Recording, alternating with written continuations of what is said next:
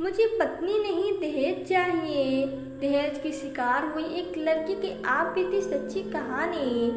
अनीता के परिवार में उसके माता पिता और एक भाई थे जो सब एक साथ रहते थे। अनीता बहुत ही शांत और अच्छे विचारों वाली लड़की थी। उसके पड़ोस में एक लड़का रहता था, दीपक। दीपक एक बहुत ही अच्छा लड़का था। दीपक के माता पिता किराए के घर में रहते थे।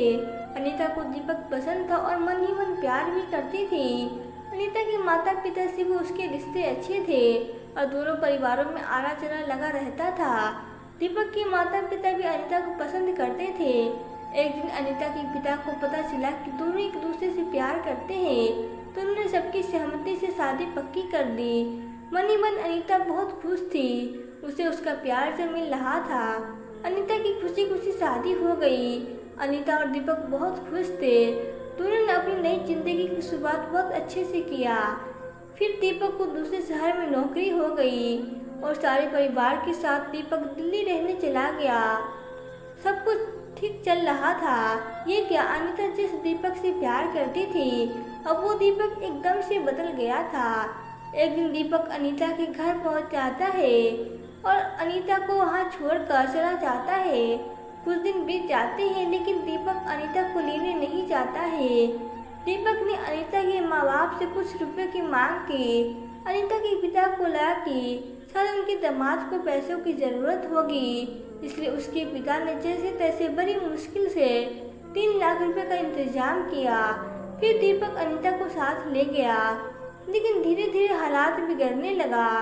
कुछ दिन बाद फिर से दीपक ने अनीता को उसकी मायके छोड़ दिया और फिर कुछ रुपए का मांग किया।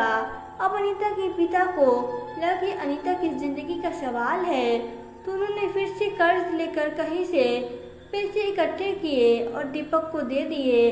अनीता पूरी तरह से टूट चुकी थी। वो इतना प्यार करती थी दीपक से, पर अब दीपक का असली चेहरा उसके सामने था। दीपक के घर वाले भी पैसे के लिए अनीता से बहुत अत्याचार करते थे, मारपीट करते थे। एक बार अनीता ने अपने माता पिता से पैसे मांगने से मना किया तो उसके पति ने उस घर से निकाल दिया। अनीता अपने माता पिता के घर चली गई और दीपक पे मुकदमा दर्ज कराया, लेकिन दीपक अनीता को लेने नहीं आया। अनीता अपने माता पिता पे बोझ बनना नहीं चाहती थी। उसके एक स्कूल में पढ़ाना शुरू किया। अब वो अपनी ज़िंदगी जी रही थी, लेकिन हर लड़की चाहती है कि वो अपने पति के साथ खुशी खुशी रहे। अनीता हर बार दीपक को फ़ोन करती और गिड़गिड़ाती। उसने दीपक को माफ़ भी करने का फैसला ले लिया था, लेकिन दीपक नहीं मानता था। अनीता दीपक से अब भी प्यार करती थी। एक दिन अनीता शाम को घर आ रही थी, तभी उसके दीपक को फ़ोन किया और बोली, मैं तुमसे बहुत प्यार करती हूँ, मुझे अपने साथ ले चलो, हम अपनी ज़िंदगी का नए तरीके से शुरुआत करेंगे। लेकिन दीपक नहीं माना और बुरा भला बोलने लगा। उस दिन अनीता को बहुत ठेस लगा। उसने कहा, मैं मर जाऊंगी, लेकिन फिर भी दीपक नहीं माना और अनीता अंदर से इतनी टूट गई थी कि अब उसके पास हिम्मत नहीं बची थी। वो जीना नहीं चाहती थी। उसे लगा वो अपने माता पिता पे बोझ बनकर नहीं जाएगी। इस जिंदगी से तो मर जाना बेहतर है। अनीता ने खुदकुशी कर ली। इसमें अनीता की क्या गलती थी? और उसके माँ बाप जो कि अपने बच्चे के आने का राह देख रहे थे, लेकिन अब अनीता लौट कर नहीं आने वाली थी। हमें कभी भी अपने जीवन में हारना नहीं चाहिए, हमें ज़िंदगी में लड़ना चाहिए।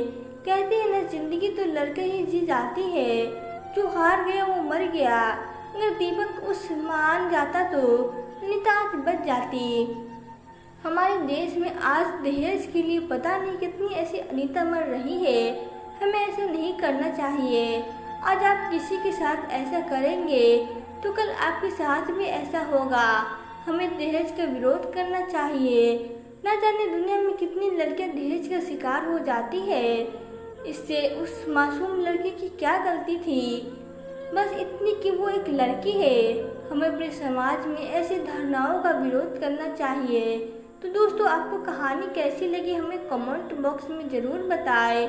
वीडियो पसंद आई हो तो वीडियो को लाइक शेयर सब्सक्राइब जरूर करें। Thank you.